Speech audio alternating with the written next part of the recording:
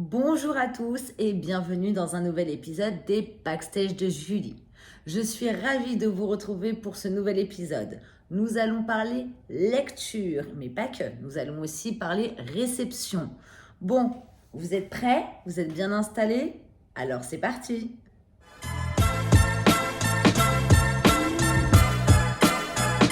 Aujourd'hui, je vais commencer donc ce vlog avec, une simple histoire de famille d'Andrea Bescond. Donc ce roman a été publié aux éditions Albin Michel le 4 janvier 2023. Oui, il fait partie de la rentrée littéraire du mois de janvier. Pour la petite histoire, qui est Andrea Bescond? Andrea Bescond est née en Bretagne. C'est une comédienne, c'est une autrice, c'est une danseuse, c'est une réalisatrice. Et d'ailleurs, elle est connue pour son interprétation théâtrale qui s'appelle Les Chatouilles. Bon, bref, revenons à ce roman. En quelques mots, ce roman, je dirais secret, violence, vengeance et douleur. Du Finistère des années 60 au Paris d'aujourd'hui, nous allons retrouver 3 personnages, 3 générations, 3 destins brisés. L'histoire de famille retrace donc les secrets de famille, mais ça explore aussi les racines de la violence. Nous avons Louisette qui est née en 1933. C'est une femme libre, indépendante, et elle va décider de quitter le domicile quand elle va avoir un ventre bien arrondi. Ensuite, nous allons retrouver Hervé. Hervé, 50 ans, donc c'est un veuf, oui, parce qu'il a perdu sa femme. Je dirais que c'est un veuf en colère. Et nous allons retrouver Lio. Lio qui est née en 1998. Elle, je ne peux pas la rater, je ne peux pas l'oublier parce qu'elle est née le jour de la Coupe du Monde de football France-Brésil. En ce qui concerne Lio, elle a perdu sa maman jeune. Elle ne pense qu'à se venger. Ces 3 personnages, on va le dire plutôt, ces 3 prisonniers des non-dits. Qui brisera le silence en premier? Et pourquoi? Ça, vous allez le retrouver dans ce roman. J'ai trouvé que ce roman est poignant et il est décrit avec beaucoup de justesse sur la réalité et sur les ravages d'un chagrin, du chagrin, de la violence aussi faite à l'encontre des femmes. Et il nous questionne aussi un petit peu sur les rapports hommes-femmes. J'ai trouvé que ce roman, il était noir, violent, triste, mais puissant, fort, mais vraiment très fort. D'ailleurs, les chapitres, ils sont courts et efficaces. La plume pour moi, elle est incroyablement fluide, fine et délicate. Ils sont forts et percutants que j'ai ressenti, mais vraiment beaucoup d'émotions. Ce que j'ai aimé dans cette lecture, c'est que l'auteur nous mène à notre propre réflexion et nous amène à nous libérer des secrets de famille ou des non-dits. Elle cherche vraiment en fait à briser ça. Donc c'est avec joie que je vous recommande ce roman puissant, empli d'émotions. Donc je vous invite à le glisser entre vos mains et n'hésitez pas en commentaire à me dire si vous l'avez lu, ce que vous en avez pensé et si vous comptez le lire ou pas du tout. Allez, nous allons continuer avec une nouvelle lecture. Nous allons continuer donc avec une nouvelle lecture et je vous propose Le mystère d'Armance de Cathy Gallière. Alors, Le mystère d'Armance a été publié en septembre 2022 aux éditions des mots qui trottent. Donc, je pense que vous connaissez Cathy Gallière puisque je vous ai déjà parlé auparavant de sa trilogie qu'elle avait écrite. Bah oui, parce que pour la petite histoire, moi je suis Cathy Gallière depuis quelques temps maintenant. Donc, elle a écrit une trilogie et d'ailleurs, vous pouvez retrouver en fait mes chroniques détaillées sur juliechronique.fr. On va continuer donc avec ce roman, mais avant, savez-vous que Cathy Gallière a participé au Festival des auteurs francophones à New York? D'ailleurs, New York, on va en parler de New York aussi. J'ai trouvé que cette couverture, elle était magnifique. 2 cœurs en médaillon, un titre parfaitement bien choisi et que vous retrouverez dans la lecture. Vous comprendrez pourquoi. La couverture, elle parle d'elle-même. Donc, vous voyez sur un médaillon, il y a elle. Elle est jeune, elle est libre, elle est indépendante. Et il y a lui, qui est également jeune, élégant, et c'est un passionné. Donc, il y a eux. Et eux, ils tombent amoureux. Ils vont vivre un amour sincère et profond malgré leur plus jeune âge. Cette histoire passionnelle aura lieu durant la Seconde Guerre mondiale. Entre New York, l'Europe, l'Argentine, et ben Cathy Callière, elle va nous emmener sur les traces de Léopold et sur les traces d'Armance. Il y a Léopold. Léopold, il est veuf. C'est le mari d'Amber. Il est marié à Amber depuis des années. Amber est décédé. Lorsque Amber est décédé, il va fouiner dans ses effets personnels et là, il va retrouver une boîte. Mais dans cette boîte, il contient un test de paternité qu'Armance lui avait envoyé. Mais pourquoi Amber lui a-t-elle caché cette fameuse boîte?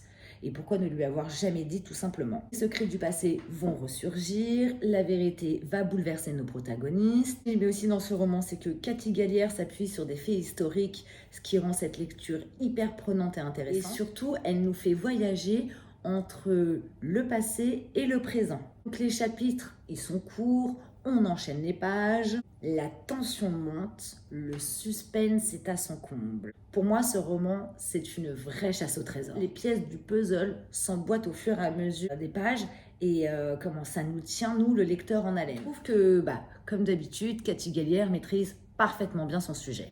Elle nous décrit avec beaucoup de justesse la psychologie des personnages. Elle nous décrit également les émotions de chacun des protagonistes. Et puis quant à la plume de Cathy Callière, j'ai envie de vous dire, elle est d'une incroyable fluidité. Et dans ce roman particulièrement, je trouve qu'elle est délicate et poétique. Pour ma part, j'ai été de nouveau subjuguée par cette lecture. Et j'étais, à ça du coup de cœur. J'étais pas très loin là. Cathy Callière, elle a fait fort.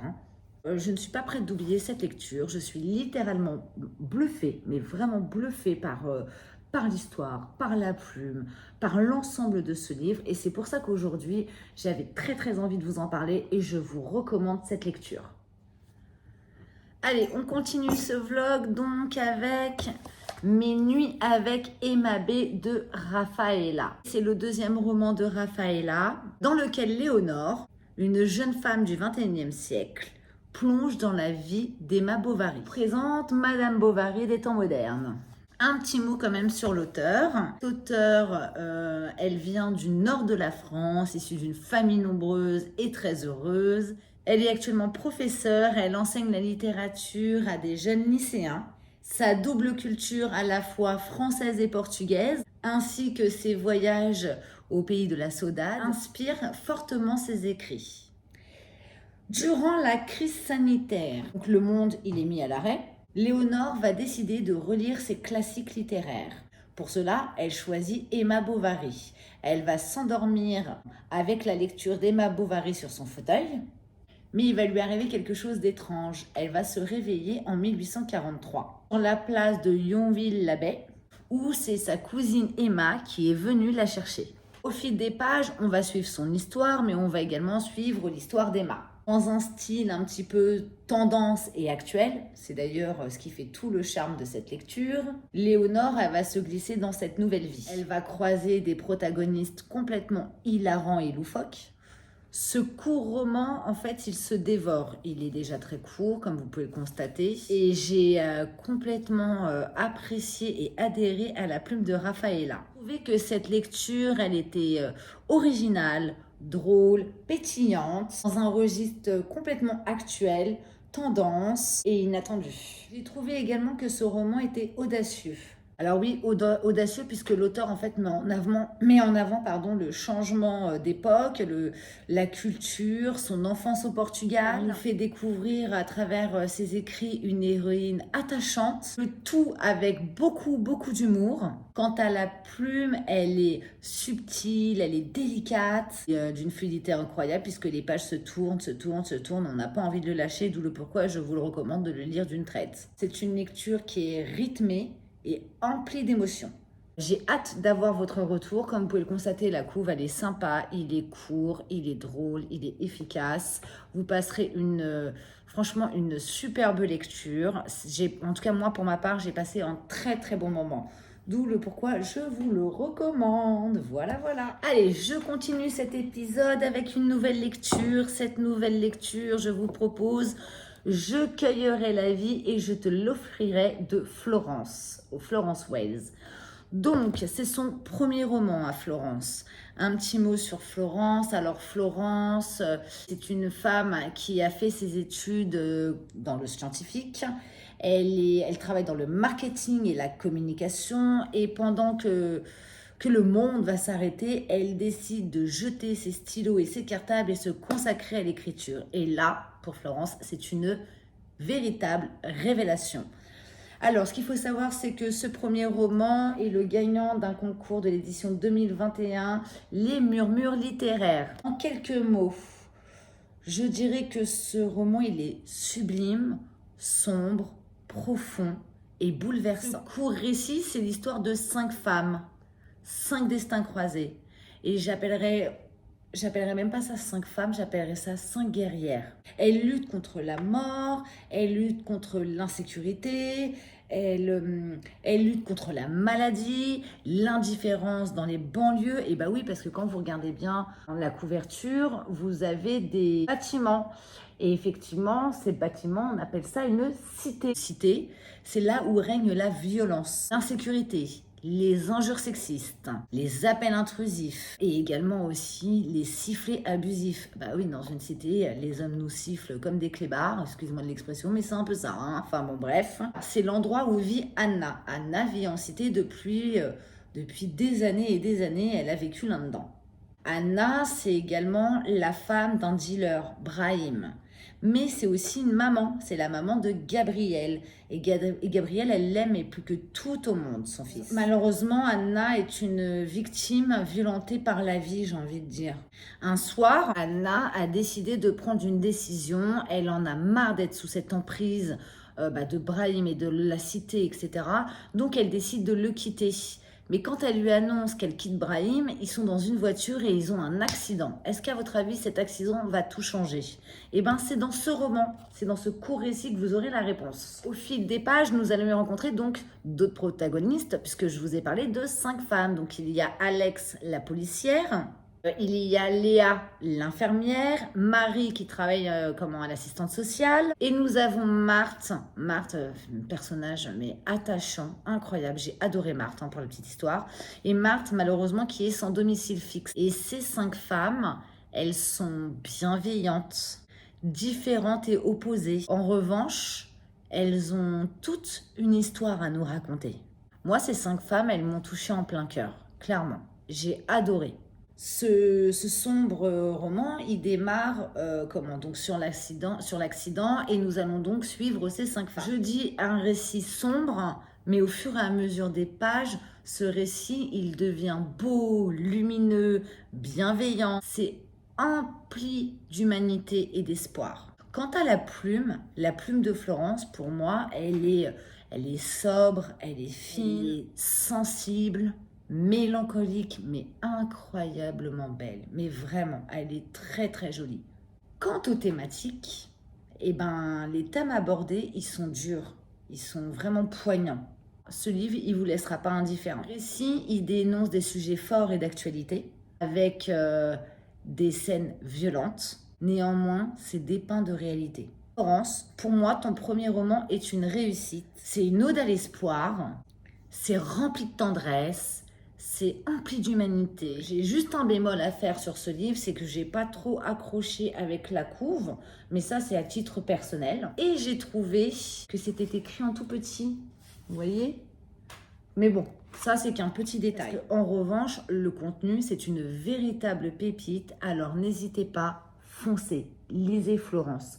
Pour moi, son premier bouquin est une véritable réussite et c'est avec joie que je vous le recommande.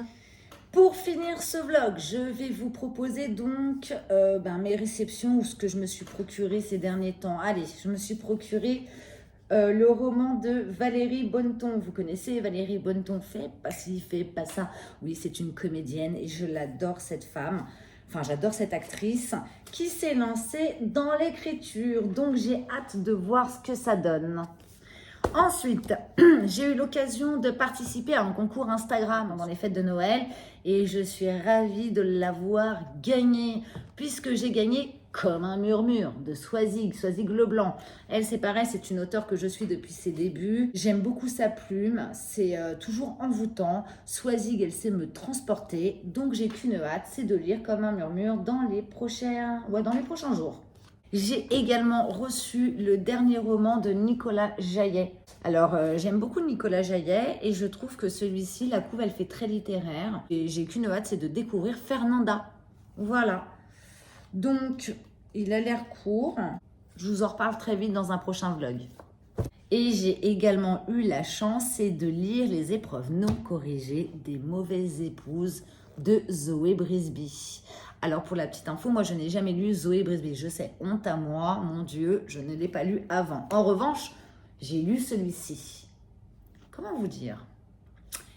J'ai adoré. Je pense que Zoé va cartonner avec ce roman. Ce roman où elle sort de sa zone de confort et franchement, j'ai adoré. J'ai passé un excellent moment. C'est une lecture que j'ai lue d'une traite. Une fois dedans, impossible d'en sortir. Alors vous voyez, il est un peu épais quand même. Donc si vous le commencez, gardez-vous du temps parce que je pense que vous ne voudrez pas le lâcher. Hein. Ça, c'est évident. Donc voilà, pour la petite info, il sort le 1er mars 2023 aux éditions Albin Michel. Voilà pour aujourd'hui. Écoutez, je suis ravie de vous avoir retrouvé aujourd'hui pour parler lecture et réception. Je vous souhaite à tous une très belle fin de journée, mais par contre, avant qu'on se quitte, n'oubliez pas d'activer la petite cloche, les backstage de Julie, afin de ne rater aucune vidéo. N'oubliez pas aussi de mettre un pouce si cette vidéo vous a plu et mettez un commentaire. Je suis curieuse de savoir si vous avez lu les livres que je vous ai proposés aujourd'hui. Je vous dis à très bientôt et puis on se retrouve très vite pour un nouveau vlog. À bientôt. Salut, salut, ciao.